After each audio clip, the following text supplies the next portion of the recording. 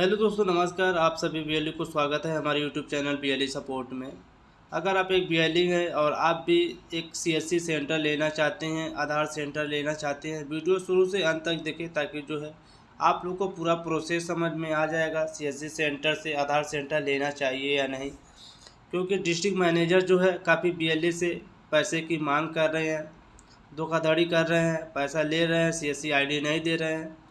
आज हम आप लोग को वीडियो को क्लिप में पूरा डिटेल दिखाएंगे, क्योंकि कुछ हमारे बीएलई भाई हैं जो डिस्ट्रिक्ट मैनेजर से बात किए सीएससी आईडी लेने के लिए, आधार सेंटर लेने के लिए, तो उन्होंने जो है कुछ चार्ज अमाउंट जो है बीएलई से मांग कर रही है, काफ़ी धोखाधड़ी कर रही है। आधार सेंटर लेने के नाम से जो है बीएलई से पैसे की चार्ज कर रही है, मांग कर रही है। हम आप लोग को जो है वीडियो का क्लिप दिखाएंगे ताकि जो है आप लोग को पूरा समझ में आ जाएगा डिस्ट्रिक्ट मैनेजर को पैसा देना चाहिए या नहीं देना चाहिए। बहुत से हमारे बीएलई भाई हैं वीडियो देखते हैं, स्किप कर देते हैं, बाद में जो है उनको पछताना पड़ता है। अगर आप एक बीएलई हैं और जो है डिस्ट्रिक्ट मैनेजर अगर किसी भी प्रकार आपसे कोई अमाउंट का चार्ज मांग रहा है तो आप लोग जो है अमाउंट मत पे करिएगा, क्योंकि इस तरह का कानूनन अपराध है। डिस्ट्रिक्ट मैनेजर जो है किसी भी बीएलई से जो है अमाउंट नहीं ले सकती है, लेकिन हम आप लोग को दिखाएंगे क्योंकि कुछ हमारे बीएलई भाई हैं जो डिस्ट्रिक्ट मैनेजर अमाउंट ले लिए हैं, उनका नंबर भी ब्लॉक कर दिए हैं। आधार सेंटर के नाम पे जो है काफ़ी बीएलई से पैसा लेकर गमन कर दिया है। वीडियो के क्लिप हम आप लोग को दिखा दे रहे हैं, आप लोग ध्यान से देखेंगे तो समझ में आ जाएगा। उससे पहले जो भी हमारे यूट्यूब चैनल पे नए हैं जल्द से जल्द सब्सक्राइब कर दे। इसी तरह जो है नया अपडेट आप लोग को मिलता रहेगा। कम से कम 100 करोड़ रुपए का घपला यूआईडी है और इसके ठेकेदार हर महीने कर रहे हैं, हर महीने कर रहे हैं। इट्स रिटन, इट्स प्रूफ, जिसका कोई जवाब नहीं है। और ये पता क्या कहेंगे, ये तो ऑपरेटर की गलती है। आप देश के किसी भी एटीएम में जाते हैं, कभी चेक करके देखिएगा, विंडो 2006 चल रहा होता है। और आज के डेट में तो ये हाल है, कम से कम 50% एटीएम जो बचे हुए हैं, जो बंद हो गए, उसको भूल जाइए, वो काम नहीं कर रहे होते। आप गवर्नमेंट बैंक में जाके देखिए, आपको कहेगा सर्वर काम नहीं कर रहा। इस 21वीं सदी में मोदी जी के डिजिटल इंडिया, न्यू इंडिया में बैंक का सर्वर फेल होता है, 4 घंटे बैठो आप, एटीएम का सर्वर फेल रहता है। वो कौन सा नेटवर्क चलाते हैं? और सर 21,000 मुझे सरकार को देना है, 9,000 पे सैलरी है। अपने आप में कितना एक हंसी वाली बात है कि मैं काम भी करूं और जुर्माना भी दूं। और सर अगर हम पूछते हैं कि मैंने यूआईडी की सीईओ से आज मीटिंग की, मैंने पूछा कि सर आप इन हाउस मॉडल लागू कर रहे हैं, आपने सैलरी क्या रखी? कह रहे हमने सैलरी हम नहीं देंगे, वो तो आपका रजिस्ट्रार देगा। मैं तो फिर तो आप तो बंधुआ मजदूर बना रहे हैं। आपका तो सॉफ्टवेयर ही अपडेट नहीं है। पहली बात सर इनका सॉफ्टवेयर इस कदर बेहुदा है कि आप बोलें कि मैं उसमें अंगूठा लगा रहा हूँ, मेरी आइज उस पर स्कैन हो रही है और मेरे मोबाइल नंबर पे एक ओटीपी आ रहा है और मुझे जीपीएस लोकेशन ऑन करनी पड़ती है। 4-5 तरह के जो रजिस्ट्रिक्शन है, जो मुझे एक्सेस पॉइंट देने पड़ते हैं, उसके बाद ऑन होता है। पर उसके बाद भी इनका सॉफ्टवेयर हैंग हो रहा है। ये किसकी गलती है?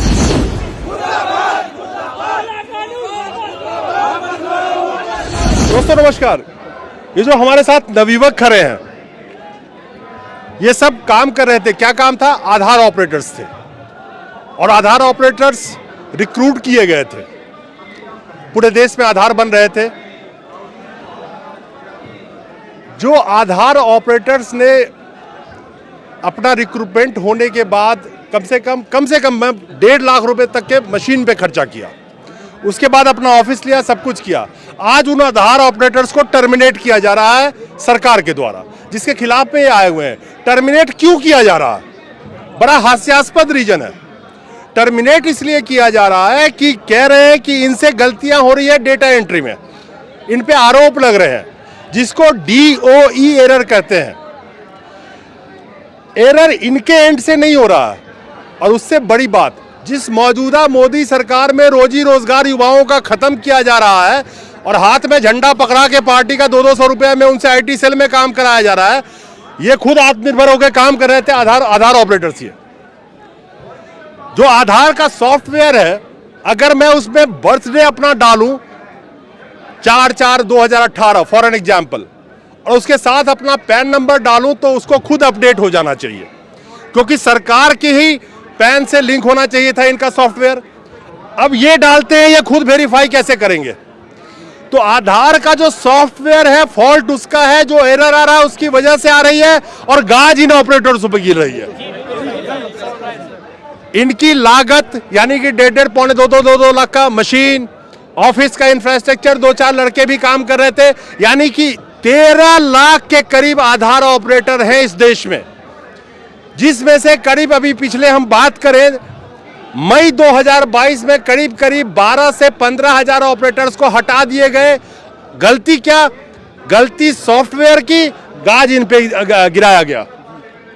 एक बार बताइए, आप सब लोग इन्वेस्ट करके बैठे थे, अपना रोजी रोजगार कर रहे थे, आप लोगों ने गुहार भी लगाई, सुनवाई कोई हो नहीं रही है, वो कहते हैं गलती आपकी है। आप कैसे डॉक्यूमेंट वेरीफाई करोगे, मेरा ये बताओ। सर सबसे पहली बात तो ये है कि मैं एक चीज़ और इस पर आपकी नज़र लगवाना चाहता हूँ कि भारत का नहीं, ये दुनिया का अपने आप में यूनिक महकमा है, जहाँ कामगार की तनख्वाह यूआईडीए के अंतर्गत नहीं आती। ये इसको लिखिए, आधार ऑपरेटर को किए जाने वाला भुगतान यूआईडीए के अधिकार क्षेत्र में नहीं है। अब ये देखिए इनकी फेहरिस्त जिसमें अलग अलग जुर्माना है, जुर्माना लगाना इनके क्षेत्र में है, तनख्वाह देना में इनके क्षेत्र में नहीं है। और ये मैडम सर ये देखिए, ये मात्र ये 25 रुपये वाला एरर था। मेरे आराम से, मैं सर 20 एंट्री रोज़ की करता हूँ, मेरे आराम से 30-35 हो जाते हैं महीने के, और सर 25 रुपये के हिसाब से मुझे कोई फ़र्क नहीं पड़ता था, कोई बात नहीं है। अब सर मेरे 21 थे जब मैं शुक्रवार को आया था, और सर 21,000 मुझे सरकार को देना है, 9,000 रुपये सैलरी है। अपने आप में कितना एक हंसी वाली बात है कि मैं काम भी करूं और जुर्माना भी दूं। और सर अगर हम पूछते हैं कि मैंने यूआईडीए की सीईओ से आज मीटिंग की, मैंने पूछा कि सर आप इन हाउस मॉडल लागू कर रहे हैं, आपने सैलरी क्या रखी? कह रहे हमने सैलरी हम नहीं देंगे, वो तो आपका रजिस्ट्रार देगा। मैं तो फिर तो आप तो बंधुआ मजदूर बना रहे हैं, आपने ठेकेदार को नियुक्त कर लिया, ठेकेदार जो मजदूर है, कह रहे फिर वो उसको देना चाहिए ना, आपको मिनिमम वेजेस देने चाहिए। मैं क्या मेरी 9,000 रुपये सैलरी है, मिनिमम वेजेस में आती है कि इससे ज़्यादा आती है? बोलो मुझे, उसका जवाब इनके पास नहीं है। और सर हम इनसे मांग रहे हैं कि अगर हमसे गलती हुई है तो आप हमें सेंड बैक का ऑप्शन दे दीजिए, ये सेंड बैक का ऑप्शन दे दीजिए सर, कि हमारे पास फाइल दोबारा आ जाए, उसमें उस बंदे के पैसे भी बचेंगे जो आया काम कराने, और उसका समय भी बचेगा। मैं रुकूंगा यहाँ पे। मोस्ट ऑफ द एरर जो मैं देख रहा था, स्टडी कर रहा था, डॉक्यूमेंट की एरर वो बताते हैं। बिल्कुल ठीक है, बिल्कुल। तो डॉक्यूमेंट की एरर जैसे मैंने बताया कि मैंने अगर उसमें अपना डेट ऑफ बर्थ अपडेट किया है और साथ में अगर पैन डाला है, तो पैन नंबर जैसे ही डाला, सरकार की साइट है, पैन कार्ड से वो और उठा सकता है। तो एरर ये आपका तो सॉफ्टवेयर ही अपडेट नहीं है, पहली बात। सर इनका सॉफ्टवेयर इस कदर बेहुदा है कि आप बोलें कि मैं उसमें अंगूठा लगा रहा हूँ, मेरी आइज़ उस पर स्कैन हो रही है, और मेरे मोबाइल नंबर पे एक ओटीपी आ रहा है, और मुझे जीपीएस लोकेशन ऑन करनी पड़ती है। 4-5 तरह के जो रजिस्ट्रिक्शन है, जो मुझे एक्सेस पॉइंट देने पड़ते हैं, उसके बाद ऑन होता है, पर उसके बाद भी इनका सॉफ्टवेयर हैंग हो रहा है। ये किसकी गलती है? आप देश के किसी भी एटीएम में जाते हैं, कभी चेक करके देखिएगा, विंडो 2006 चल रहा होता है, और आज के डेट में तो ये हाल है, कम से कम 50% एटीएम जो बचे हुए हैं, जो बंद हो गए, उसको भूल जाइए, वो काम नहीं कर रहे होते। आप गवर्नमेंट बैंक में जाके देखिए, आपको कहेगा सर्वर काम नहीं कर रहा। इस 21वीं सदी में मोदी जी के डिजिटल इंडिया, न्यू इंडिया में बैंक का सर्वर फेल होता है, 4 घंटे बैठो आप, एटीएम का सर्वर फेल रहता है, वो कौन सा नेटवर्क चलाते हैं? खैर एक चीज बताइए, सबसे बड़ी बात है कि ये तो इतना बड़ा शोषण है, ये तो एक स्कैम है सर, बहुत बड़ा। मैं कह रहा हूँ 13 लाख के करीब आधार ऑपरेटर्स हैं इस देश में। जी सर। उन्होंने अगर मान लीजिए 2-2 लाख रुपए खर्च किए हैं, तो 13 लाख को आप 2 लाख से गुना करो, जीरो फेल हो जाएंगे गिनने में। अभी सर मैं कम से कम मेरे ख्याल से 26,000 करोड़ रुपए आएंगे। 26,000 करोड़ से ज्यादा, 27,000। इतना बड़ा चीजें हैं सर, इतने बड़ा चीज। मैं आपको एक और स्कैम बताता हूँ। पूरे हिंदुस्तान में 7.5 लाख आधार एनरोलमेंट सेंटर हैं, और उसमें तकरीबन हर सेंटर में रोजाना 30-35 हज़ार कार्ड बनते हैं, चलो मान के चलिए 20, और हर महीने हर आधार एनरोलमेंट ऑपरेटर को तकरीबन 30 से 35 रिजेक्शन आती हैं, और रिजेक्शन का पैसा कभी आपको वापस नहीं किया जाता। अब आप मानिए 50 रुपए के हिसाब से 30 एक, और 7.5 लाख को 30 से गुना करिए, और उसको आप 50 से गुना करिए, और कम से कम 100 करोड़ रुपए का घपला यूआईडीए और इसके ठेकेदार हर महीने कर रहे हैं, हर महीने कर रहे हैं। It's written, it's proof.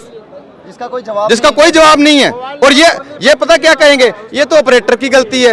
अरे तो उसके सेंडबैग दे दीजिए ना, ऑपरेटर मांग रहा है सेंडबैग, आप सेंडबैग दे दीजिए, बंदे के पैसे भी बच जाएंगे, पर नहीं देंगे। क्यों? क्योंकि जैसे किसानों का आंदोलन हुआ था, किसानों के आंदोलन के पीछे एक बहुत बड़े कारोबारी का हाथ था, ऐसे ही यूआईडीए के पीछे उसके रजिस्ट्रार, उसके ठेकेदार, उसके कंपनी, उसके वेंडर का हाथ है।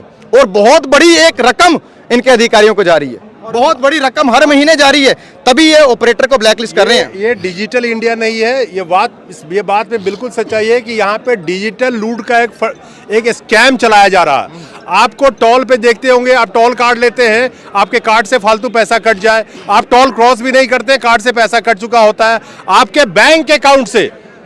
आप देखिएगा कभी 5 रुपया माइनस हो रहा है, कभी 10 रुपया, कभी 16 रुपया, कभी 20 रुपया, आप ध्यान भी नहीं देते हैं।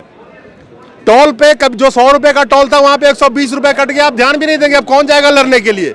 ये डिजिटल लूट के थ्रू आप समझिए, जहां पे भारत की जो आबादी है ऑलमोस्ट अब चाइना के बराबर होने जा रही है, इतने बड़े आबादी से अगर 10 रुपया रोज की लूट, मैं औसत कह रहा हूं 10 रुपया रोज की लूट अलग अलग तरीके से, चाहे बैंक से आपके पैसे कटने हो, चाहे टोल पे कटना हो, चाहे जैसे इन्होंने आधार का बताया वहां पे हो, अगर मोबाइल भी आदमी रिचार्ज करता है, पहले पेटीएम में से आप रिचार्ज कीजिए, 1 रुपया प्लेटफॉर्म चार्ज के नाम पे नया नया कटना शुरू हो गया, कई तरीके से आप ध्यान भी नहीं देंगे। 99 का रिचार्ज 1 रुपया प्लेटफॉर्म चार्ज है 100 रुपये में।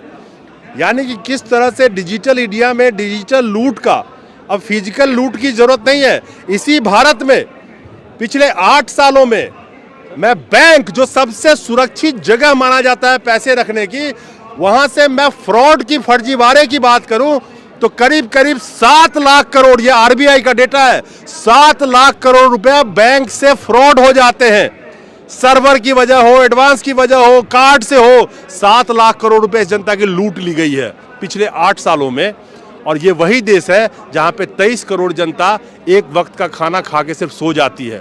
खैर सर, हमारी आज मैंने मांगे यूआईडीए सीईओ के सामने मांगे रखी, सैलरी के नाम पे नकार दिया 0। जब हमने कहा जो 2021 और 22 में ब्लैकलिस्ट करें उनको तो पुनर्एक्टिव कर दीजिए, 0, कोई रिप्लाई नहीं। हमारा सेंडबैक का ऑप्शन नहीं, ये क्यूसी वजह से हम नहीं दे सकते, किसी कारणों लोगों का डाटा चोरी हो जाएगा, किसी कारणवश हम नहीं दे सकते। सर अगर ये दे नहीं सकते तो इस सिस्टम से उठ जाएं, अपना इस्तीफा दें। सर ये बिल्कुल जायज़ मांगे हैं। हमने कहा DO1 एरर को उठा के हमें सेंडबैक का ऑप्शन है, हमें ठीक करने की एक मौका दिया जाए। सर हमने कहा हमें सैलरी दी जाए, कह रहे कि हम सैलरी नहीं देंगे, रजिस्ट्रार तय करेगा। हमने कहा, ये कह रहे इन हाउस मॉडल नया आया है इनका फंडा। मैंने कहा इन हाउस मॉडल ने आपने सैलरी के तय की है, आपने ये तो कर दिया कि बंदा रखेंगे, किससे काम करेगा, क्या क्या जुर्माना होगा उसका, मतलब छोटे से लेके बड़ा तक सब कुछ तय कर दिया, सैलरी नहीं तय की। तो आशीष जी, मैं ये जानना चाहता हूँ कि एक औसत जो आधार ऑपरेटर है, जैसे मैंने डेटा बताया, कितने की इन्वेस्टमेंट करके बैठा हुआ है? सर देखिए, इनकी कोजेंट की मशीन कम से कम लाख रुपए की आती है, जो बायोमेट्रिक डाटा लेती है, फिंगरप्रिंट और आपके आइरिस। 1.5 लाख मशीन हो गई, ऑफिस का खर्चा होगा सर। ऑफिस का खर्चा तो मैं आप तो ऑफिस का खर्चा तो है, इनके वेंडर, इनके पाले हुए वेंडर हमसे 50,000 पे चालू कराने के लेते हैं रिश्वत। ठीक है, इस चीज का एविडेंस यूआईडीए को सीसी में रख के मेल के द्वारा दिया जाता है, कोई संज्ञान नहीं लिया जाता। अब ये कह रहे हैं इन हाउस मॉडल, मेरे खुद ही कुछ जानकार हैं, ओमकार सिंह, कोटक महिंद्रा बैंक में, उन्होंने अपने 6 महीने की सैलरी मांगी, उसको ब्लैकलिस्ट कर दिया गया। इन हाउस में जब आप सैलरी निर्धारित नहीं करेंगे, जब हम सैलरी मांगेंगे ठेकेदार से, वो कहेगा तू ब्लैकलिस्ट है, तेरे एरर है।